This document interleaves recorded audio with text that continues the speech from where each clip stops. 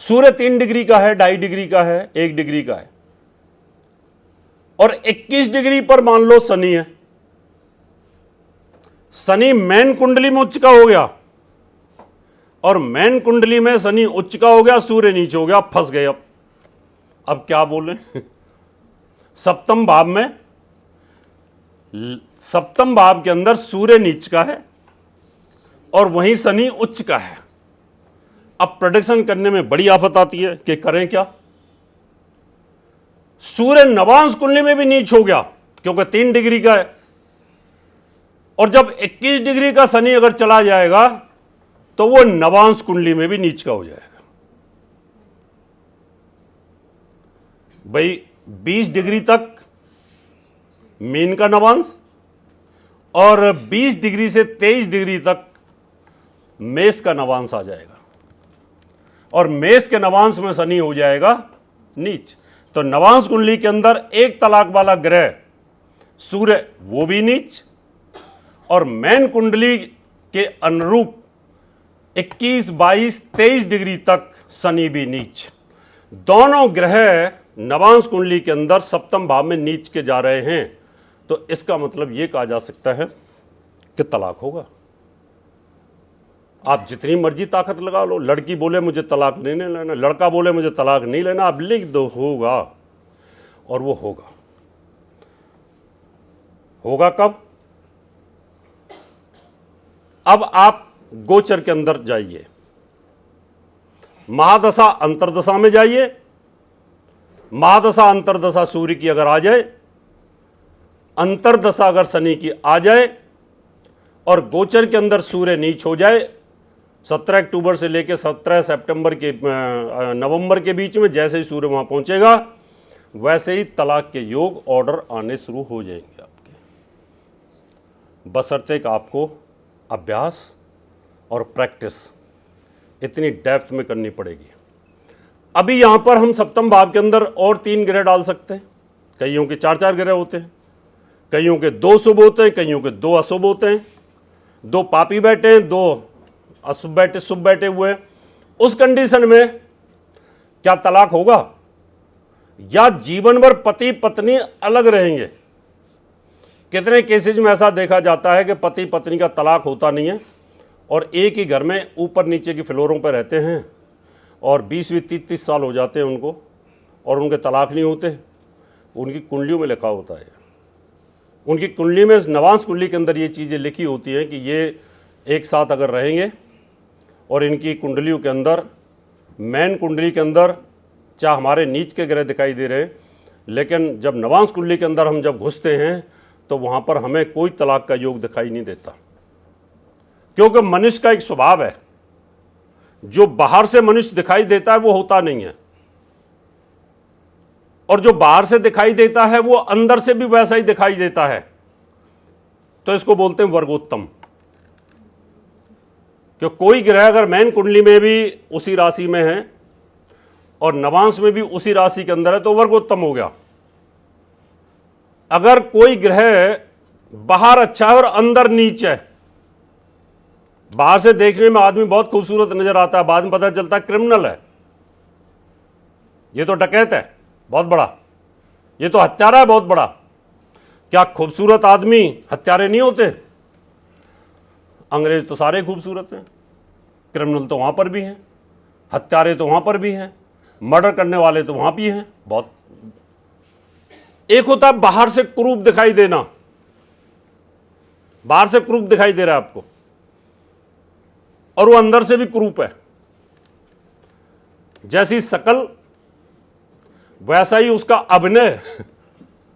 कई आपने फिल्मों में विलन देखे होंगे ना, अमरीश पुरी जैसे, मोटी मोटी आंखें, आवाज भी वैसी, और फिर कर्म भी वैसे ही। तो आदमी वहां पर फिर बहुत ज्यादा जघन्य पापी हो जाता है। बाहर से क्रूप और अंदर से सॉफ्ट, एक ऐसा भी दिखाई देता है। 4 प्रकार के स्वभाव होते हैं। ऋषि पारसज ने योग बल के ऊपर देखा व्यक्ति को, उन्होंने देखा, इसलिए नवांश कुंडली की जरूरत पड़ी कि नवांश कुंडली आपके इनर सेटअप को बता देती है कि आप हो क्या अंदर से। ऐसे ही नवांश कुंडली में 108 नवांश होते हैं, 9 नवांश लगन के हैं। आपका स्वास्थ्य कैसा रहेगा?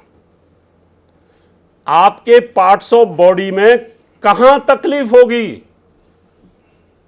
कहां कैंसर होगी, कौन सा पार्ट्स ऑफ बॉडी डैमेज होगा, यह लगन से पता चलेगा। लगन में भी 9 हिस्से हैं ऐसे ही, उसमें भी शुभ शुभ हो सकते हैं, अशुभ अशुभ हो सकते हैं। पैसे की स्थिति आपके पास कितनी है? 4 मर्सिडीज खड़ी हैं, BMW खड़ी हैं, ऑडी खड़ी हैं, देख करके लगा बहुत शानदार भव्य आदमी हैं, 1000 गज की 2000 गज की कोठी फार्म हाउस है, देख करके रुतबा देख करके शादी कर दी और नवांश कुंडली में शून्य है, और शादी के बाद सब कुछ उठा लेगी इनकम टैक्स और दूसरे बैंक वाले। आप बाहर से कितने भव्य दिखाई दे रहे हैं पैसे के अंदर, और अंदर कितना है? पैसा आपके पास ईमानदारी से आएगा, मेहनत से आएगा, चोरी से आएगा, हेराफेरी से आएगा, रिश्वत से आएगा, ग्रैबरिंग से आएगा, लेके नहीं देंगे किसी का आप। कितने प्रकार का पैसा है वो आपके द्वितीय भाव से पता चलेगा। पराक्रम की स्थिति आपकी क्या है? आप देखने में ही पावरफुल लग रहे हैं या हैं कि नहीं है? कई लोग फूं फां करते हैं, दिखाई देते हैं बड़े डील डॉल वाले होंगे, और एक छोटा सा आदमी उनको डरा देता है, धमका देता है, मारपीट कर देता है। ऐसे ही चौथा, आपको मकान का सुख है या नहीं? पैसा करोड़ों रुपए है लेकिन मकान नहीं ले पाते, मकान लेते हैं तो तकलीफ में आ जाती है। फिर लाल किताब बोलती है 48 साल से पहले मकान मत लेना। अगर 48 साल से पहले मकान ना लें तो इस दुनिया में सारे किराए पे रहेंगे फिर तो बहुत सारे लोग और फिर उनकी शादी कैसे होगी? बड़ी मुश्किल हो जाएगी। और जब ये पक्के मकान नहीं थे तब कहाँ रहते थे लोग? उस समय तो झोंपड़ियाँ थी, कच्चे घर थे, और कच्चे घरों पे 2 मंजिल जल्दी से बनता नहीं, तो फिर किराए पे कैसे ले? बड़ी मुश्किल थी। इसलिए ज्योतिष ये कहती है कि चौथे भाव के अंदर, चौथा भाव आपका कितने नवांश से शुरू हो जाएगा? 9 × 27, 28 में से 28, 29, 30, 31, 32, 33, 34, 35, 36। ये 36 में नवांश के अंदर की स्थिति क्या कहती है आपकी, उसके ऊपर पता चल जाएगा कि आपके मकान की स्थिति क्या है। आपको मकान लेना चाहिए कि नहीं लेना चाहिए? ज्योतिष ये बता दिए, अगर आप जब भी मकान लोगे आपको तकलीफ होगी। आप चाहे उम्र में कितनी उम्र पर रहें, आप 60 साल में लेंगे तब भी प्रॉब्लम, 32 साल में लेंगे तब भी प्रॉब्लम्स आपको, क्योंकि वो जो चौथा भाव है उसके 9 हिस्से जब हम करेंगे तो उस समय हमें ये पता चलेगा कि हमारे ग्रह जो घर है उसका स्वामी नवांश कुंडली में कहीं नीच तो नहीं है, उसको लेते ही कि हमें तकलीफ तो नहीं हो जाएगी, हमें कोई प्रॉब्लम तो नहीं होगी, वो हमें सूट करता भी है कि नहीं सूट करता। ऐसे ही आपके संतान की स्थिति पता चलेगी, आपका संतान कितनी ऊंचाइयों को छूने वाला है, आपका बेटा आपकी बेटी क्या बन सकता है, वो कितनी ऊंचाइयों को छुएगा, उसके नवांश कुंडली में कितना पावर और कितना बल है। ऐसे ही 12 की 12 को देखोगे तो 108 नवांश बनते हैं। किसी भी भाव को बड़ी बारीकी के साथ देखिएगा तो आपको उसकी पूरी जानकारी मिलेगी। अभी तो मैंने एक छोटा सा आपको हल्का सा ट्रायल बताया है कि इस प्रकार से देखते हैं, और जब सप्तम भाव के ऊपर या लगन के ऊपर बहुत ज़्यादा डिटेल में जानकारी देंगे तो फिर जब कभी सम्मेलन होगा, आज तो आधे लोग चले गए, सभी लोग होते तो उनको बेनिफिट मिलता, अब अवार्ड मिल गया फिर चले जाते आज भी, तो उसकी जानकारी फिर आपको आगे दूंगा। आपने ध्यान के साथ सुना, बहुत बहुत धन्यवाद। अगर किसी को कुछ इससे संबंधित पूछना है तो आप पूछ सकते हैं, बताइए। जैसे आपने नवम भाव के सप्तम भाव का जो बताया कि तलाक होना या 2 शादियां होना, शादी भी नहीं होती है और फिर भी 2-2 से निभाते हैं, देखने में जानकारी में जब आती है। सबसे बड़ी चीज़ है जब तक वियोग वाला जो हिसाब है, पहले का जब तक टूटेगा नहीं दूसरे की शादी कैसे होगी, जो कि अपने अग्नि साक्षी मान के सकते हैं। इसके अलावा लोग जो दोहरी जिंदगी जीते हैं फिर मुसीबत में आते हैं, फिर कष्ट में, आर्थिक संकट में, हेल्थ वाइज भी प्रॉब्लम में आते हैं, उसका क्या उपाय है? क्या नाम है आपका? मैं डॉक्टर SK सुराना। डॉक्टर साहब बैठिए। नवांश कुंडली बड़ी गहरी है, मैंने कहा ना। इस पे अगर मैंने डेप्थ में एडल्ट सिस्टम पे बोलना शुरू कर दिया ना तो कल ही आ जाएगा। धर्म गुरु को देखिए कैसे सेक्स की जानकारी दे रहे हैं, क्योंकि नवांश कुंडली के अंदर ये है सप्तम भाव का डिटेल। क्या है इसमें? आदमी की मानसिकता पता चलती है कि ये शादी करेगा कि नहीं करेगा, ये इन्वॉल्व रहेगा कि नहीं रहेगा, ये होमोसेक्सुअल रहेगा या गे होगा या क्या होगा, कैसी चीज़ें होंगी। बहुत डिटेल है और वो मैं यहाँ बोल नहीं सकता, क्योंकि ये क्लास में तो हम पढ़ा देते हैं बेशर्म होकर के, जैसे कि एक डॉक्टर पढ़ाता अपने MBBS के छात्रों को। लेकिन ओपनली सब यहाँ धार्मिक लोग हैं, इन चीज़ों को बताना बड़ा टेढ़ा काम है, लेकिन बताया जा सकता है, ऐसा नहीं है। इसमें ये एडल्ट सब्जेक्ट है थोड़ा। इसमें आदमी के दिमाग में गंदगी होती है और मन में गंदगी होती है। मन में और दिमाग में गंदगी होगी तो उसके सप्तम भाव में भी गंदगी होगी। जो हीनियस क्राइम सेक्स से रिलेटेड जो आते हैं वो आपके माइंड से आते हैं, और माइंड कमांड देता है सप्तम भाव को, आपके उत्सर्जन अंगों को, और फिर वो एक्टिव होते हैं। नवांश में कैसे एक्टिव होते हैं वो बड़ा लंबा सब्जेक्ट, इसलिए कभी यूट्यूब पे डालूंगा। वैसे तो होते रहते हैं, क्लासेज में है हमारा, वो मैं जानकारी दूंगा। बताया जा सकता है सब कुछ इसके अंदर, ऐसा नहीं है कि एक चीज़। पाराशर जी ने सब एक ही चीज़ लिखी हुई है और इसमें हमारी रिसर्च भी है, ये पता भी है। अब कितने बच्चे ऐसे होते हैं, लड़के ऐसे होते हैं जिनको स्त्री बिल्कुल अच्छी नहीं लगती, माँ बाप शादी कर देते हैं और वो खुद होमोसेक्स होते हैं, कुछ गे होते हैं, कुछ क्या। कुंडलियों में क्या योग हैं वो नवांश में कौन से योग हैं, वो सब है, बड़ा डिटेल है, इसलिए यहाँ संभव नहीं है। फिर कभी बताएंगे, ठीक है? हाँ, ऑफिस में आइए, सिखा दूंगा जी। बताइए।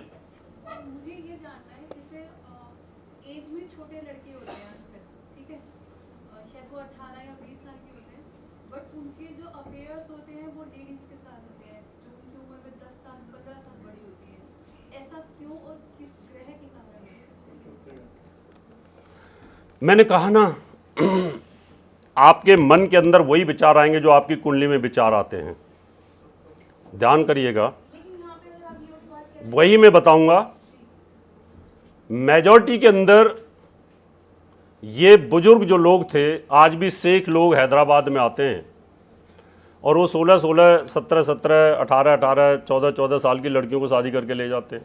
मेजॉरिटी में ऐसा होता है। ये कुंडलियों के अंदर आदमी की इच्छा के ऊपर डिपेंड करता है कि जब बच्चा होता है तो कोई सनी देओल की फिल्म देखेगा तो लगता है मुझे ऐसे डील डॉल बनाना है, या कोई संजय दत्त की फिल्म देखेगा तो ऐसे ही बचपन के अंदर उसको कौन सी चीज़ उसके दिमाग में भ्रमण कर रही होती है, और वही चीज़ अगर उसके सामने आ जाए, चाहे उसकी टीचर आ जाए, चाहे उसकी चाची आ जाए, चाहे उसकी मौसी आ जाए, चाहे कोई भी आ जाए, एज में ज़्यादा होगी, उसकी चीज़ वो इम्प्लीमेंट होती है। वो कुंडलियों के अंदर ग्रह होते हैं। सप्तम भाव का स्वामी हो तो बड़ी उम्र, जैसे शनि हो गया तो बड़ी उम्र। सप्तमेश अगर छोटा हो ग्रह, छोटा बुध ग्रह बहुत छोटा है तो छोटी उम्र के। तो ये हमारी पसंद होती है। कितने लड़कों को क्या होता है कि बहुत छोटी उम्र की लड़कियां पसंद होती हैं, और कितनों को बराबर एज की पसंद होती हैं, कईयों को एडल्ट एज पसंद होती है, कईयों को अपने से ज़्यादा पसंद होती है, और कईयों को आंटी पसंद होती है।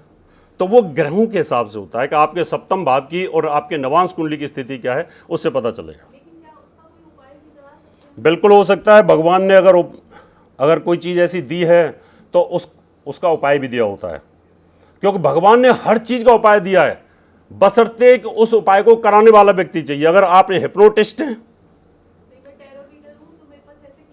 हाँ, तो अगर आप हिप्नोटिज्म सीख लीजिए। हिप्नोटिस्ट जो होते हैं वो क्या करते हैं, ब्रेन को चेंज करते हैं। अगर आपने ब्रेन को उसके को चेंज किया, उसके अंदर जो नेगेटिव चीज़ बैठी हुई थी, आपने ध्यान लगाया कि अच्छा इस लड़के के अंदर ये बैड हैबिट्स है, मुझे इसको निकालना है, निकाल दोगे। उसके लिए तो आपको वो आना चाहिए, वशीकरण आना चाहिए, और वशीकरण भी सात्विक आना चाहिए। एक होता है कि किसी सुंदर स्त्री को अपनी तरफ खींच लेना, एक होता है कि आप उसको दवाई के तौर पे यूज करते हो। आजकल ये वशीकरण और हिप्नोटिज्म तो अमेरिका में बहुत है, अब ये तो हिप्नोसिस है, इसलिए उसकी नॉलेज आपको होनी चाहिए कि आप करके उसके दिमाग में बैठी हुई जो नेगेटिव चीज़ें हैं उनको वाश करके पॉजिटिव इनपुट कर दो, वो उससे हो सकता है। ठीक है, बहुत बहुत धन्यवाद, आपने सुना। ऐसे ही आते रहिए और लाभ देते रहिए। Thank you.